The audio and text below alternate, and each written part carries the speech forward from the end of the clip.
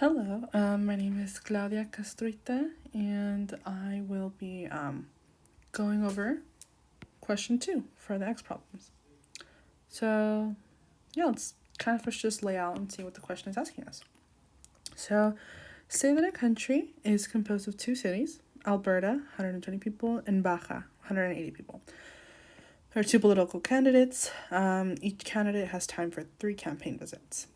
Each candidate decides how many times to visit each city. Can be a combination. Candidate can visit Alberta 3 times and Baja not at all, Alberta twice and Baja once, Alberta once and Baja twice, or Alberta not at all and Baja 3 times. Candidate's payoff is the total number of votes the candidate gets from 2 cities. So for the first question we have, say that whoever visits a city gets most gets all the points from that city. The 2 candidates visit a city the same number of times, then the votes from that city are split equally between the 2 candidates. In particular, if neither candidate visits a city, then that city's votes are split equally between the 2 candidates. Model the strategic form, make prediction using interval elimination, and find all pure strategy Nash equilibrium. So I kind of already have the table laid out. So again, very simple. It's asking a strategic form. We have candidate 1 and candidate 2. We know that each candidate can either, again, visit Alberta 3 times and Baja none, Alberta twice and Baja once, Alberta once and Baja twice, or Baja 3 times and Alberta none. So now all we have to do is start to look at the payoffs. So this particular question, again, asks us that whoever visits the most in a city gets all the votes from that city. The 2 visit the same number of times, they split the votes, and if none visit, they still split the votes. So pretty straightforward, because we know that if they visit a city the same amount of times, then the votes from the city are split equally. We can already assume that, very big pen. Here we go. We know that here and here,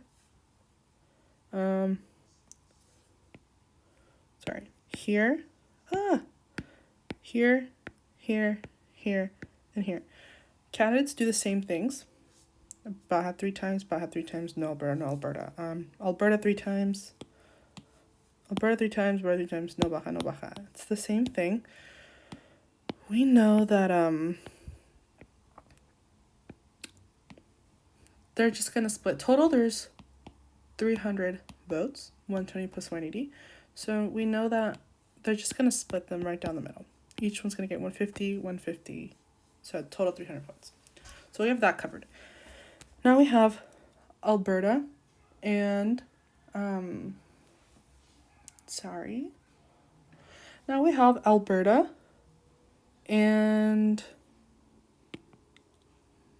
where are we? Alberta 2 times, Baja once, and Alberta 3 times, no Baja. So because we know that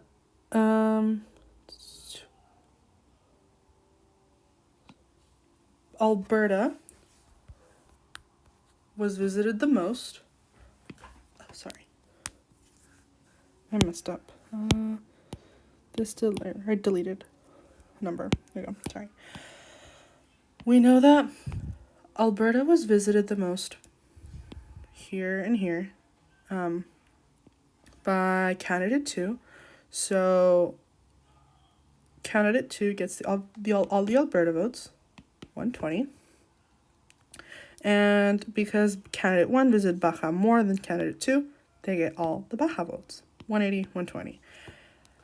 Same thing here. Baja was visited more by candidate 1, they get 180. Candidate 2 visited Alberta more, they get 120.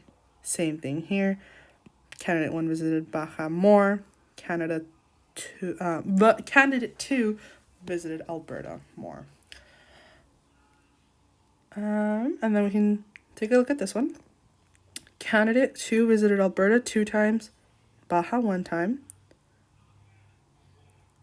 And candidate 1 visited Alberta 3 times and Baja none. So here, because candidate 1 visited Alberta more, they received 120 votes. But because candidate 2 visited Baja more, they get 180 votes. Here, there's a tie. Here, Alberta was visited more on this end, so they get 120. Baja visited the most over here, 180. Here, Baja more, 180. Here, Alberta more, 120. Here, we have Alberta more compared to, Baja more compared to here, 180. Alberta more than here, 120. So it's like that for all the other ones. Very, very straightforward. In this case, you are only just looking at who visits the most. And if they don't visit at all, they split it. They visit the same number of times, they split it. So an instance of where they didn't visit at all, you would have here. Neither candidate visited Alberta. Yeah, and you get all, so they split whatever that was, which was 120, they would split 60, but because they both visited Baja 3 times, they'd split 180, which is 90, so 90 plus 60, 150. The next part of the question asks us to make a prediction. So we modeled it, strategic form game. Next, make a prediction using iterative elimination of strongly or weakly dominated strategies. So iterative elimination, if you do not know, is when these strategies are eliminated one by one when you compare them to to another one. So, for instance, we can start off with taking a look at, I cannot remember what I put behind here. Okay. 1C, I abbreviated this so that it wouldn't take up too much space of the screen. WD is weakly dominates, SD is strongly dominates. So when a strategy is dominated weakly, it means that most likely one of the payoffs, when you compare two strategies, some of the payoffs were equal. So, but then here, I'll instead of trying to jumbling my words, I'll show you. So here we have 1C weakly dominates 1A. 1C, 1A. Let's take a look at the payoffs. So, but by what I mean in weakly dominates, we're going to take a look at these first. All of these. So we know that 150 is less than 180. So they get that point. 120 is less than 180. They get that. 120 less than 150. They get that. However, 120 and 120 are tied. If this didn't exist, this would be a strongly dominated strategy. But because this is here, because these tie, these are weakly. It turns into a weakly dominated strategy. And you just repeat that process with the other ones. So here we would have 1C weakly dominates 1A. Get rid of 1A. Next one, 2B. It's easy to alternate. I'll start with this one strategy from this candidate, and the strategy from this candidate, another one from this candidate, and just alternate. Taking a look at candidate 2. Here we have 2B weakly dominates 2A. 120 is less than 150. Check here. 120 tied to 120, 120 tied to 120. On this end, there's no domination. But because here, when we ignore this, because that strategy is gone. Because the strategy is gone from candidate 1, candidate 2 doesn't really have the option to do this. So because, although they're tied, 150 here is greater than 120, we have 2B is weakly dominates 2A. You just repeat that process. 1D weakly dominates 1C. 1D weakly dominates 1C. You would compare 180, 180. Tie. 150, 180. Win. 120, 150. These win. There's a tie. Weakly dominates. 2D weakly dominates 2C. 150 less than 180, check. 120, 120. Oh, I'm sorry. We're looking at 2C. 180, 180, tied, but 150 is greater than 120. Weakly dominates. Once D is strongly dominates, here we have strongly dominates because there are no ties present. Every payoff beats the other payoff from one strategy to the other. So 1D strongly dominates 1B. Let's take a look at this.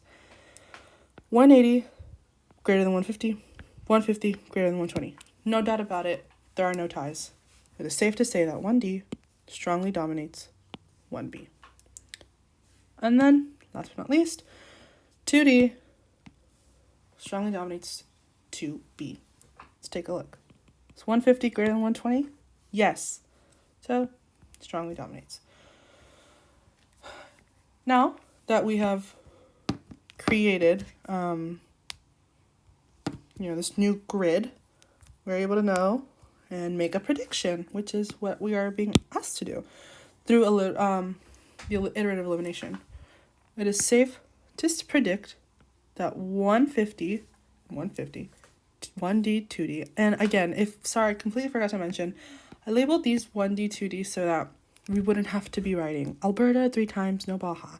Weakly dominates, Alberta, whatever. This is the 2 correlates to the candidate, and this can be correlated as A, B, C, D, A, B, C, D. So, can make a prediction based off the iterative elimination of these strategies that this is most likely what is going to happen. Doesn't mean it will happen, just says that is a prediction of what might occur. So now we have a prediction. We are going to find the pure strategy Nash equilibria. Basically, to find the Nash equilibria, in terms of pure strategy, you need to ensure, I'm just gonna delete these for now. You need to take a look at row by row, column by column. So, to start off, we're just going to look at the highest payoff for a certain row.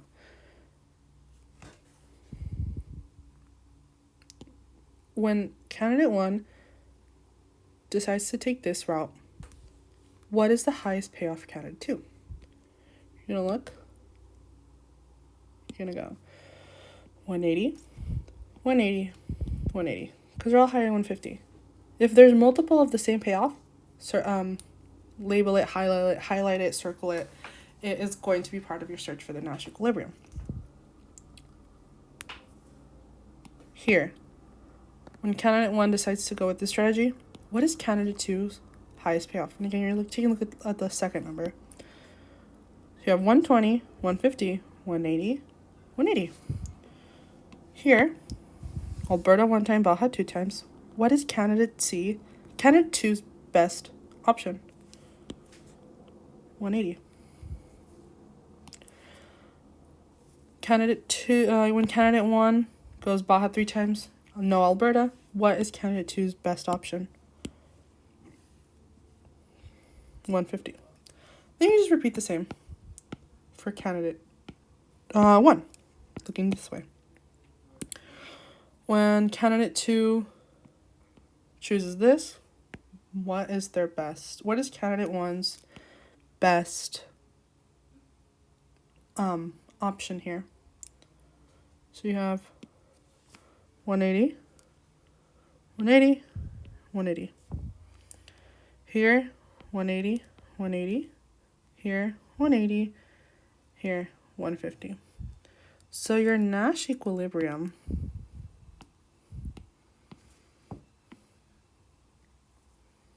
pure strategy is Baja 3 times